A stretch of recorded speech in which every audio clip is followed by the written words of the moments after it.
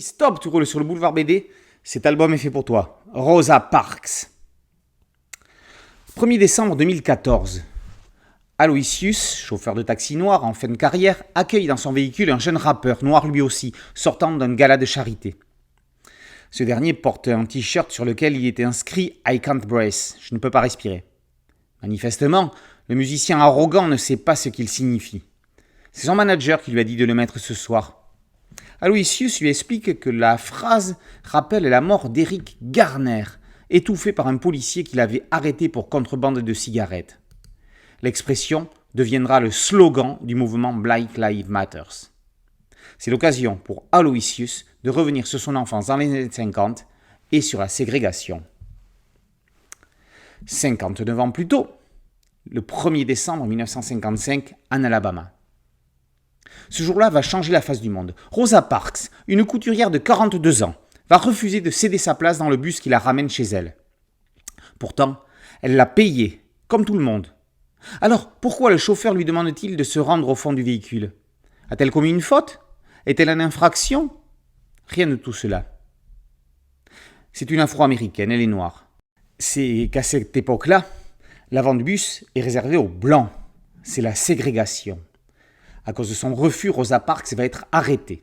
Conduite au poste de police comme une vulgaire délinquante pour conduite inappropriée, la matricule 7053 sera libérée sous caution sans passer une seule nuit en garde à vue. La lutte est lancée. Les Noirs ne vont plus se laisser faire, ils vont commencer par boycotter les autobus. Après le biopic d'Angela Davis, paru également chez Desronds dans l'eau, la scénariste italienne Maria Paola Pecce s'attache au destin de Rosa Parks, celle qui a dit non. Elle revient sur un pan de l'histoire des droits civiques aux États-Unis.